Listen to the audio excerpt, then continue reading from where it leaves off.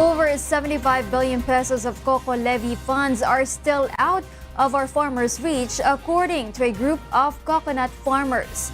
Asayo will tell us why. Millions of Filipino coconut farmers have been waiting for almost 4 decades now for the return of the Coco Levy Fund. This was collected from the coconut farmers during martial law, which amounted to 9.7 billion pesos from 1973 to 1982. 2.7 billion pesos from the fund was reportedly used in establishing the United Coconut Planters Bank and oil mills. Some were invested in San Miguel Corporation, and the lot was allegedly pocketed by the Marcoses. During the last Monday's State of the Nation address, President Rodrigo Duterte mentioned a new establishing of a trust fund to unlock the Coco Levy Fund for the benefit of the small farmers. Our farmers, especially our coconut farmers, form a significant part of the basic sectors of society. It is from the toil of their hands that we put food on the table. It is my hope that we finally see this through. I urge you, Congress, to convene the bilateral conference committee and pass at the soonest possible time the bill establishing the Coconut Farmers Trust Fund. I pray that you will do it. But according to Coconut Industry Reform Movement or COIR, only 2.7 billion pesos of the total amount invested may be recovered.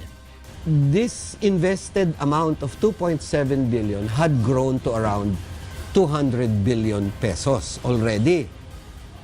Of the 200 billion pesos, only one part of San Miguel Corporation shares was recovered since 2012, along with shares from United Coconut Planters Bank, CIIF Oil Mills Group of Companies, which amount to 75 billion pesos.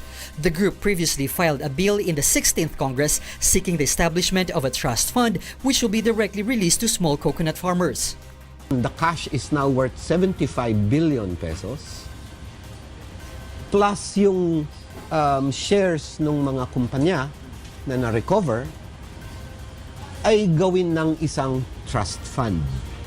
It is earmarked for livelihood projects, social protection, and empowering farmers association, and for lending additional capital for farmers to purchase new equipment. In 2012, the Supreme Court ruled that a block of shares from San Miguel Corporation, UCPB, and Oil Mills Group of Companies be given to coconut farmers. However, this has yet to be materialized. Sa ngayon, hindi magalaw ng pamahalaan itong resources na ito at magamit because the Supreme Court required a legislation to guide utilization. The group hopes that Duterte's mention of the Coco Levy Fund in his third SONA will prompt the lawmakers to swiftly approve the bill creating the Coconut Farmers Trust Fund.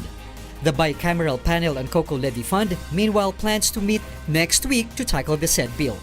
Asayo, UNTV News and Rescue, Quezon City.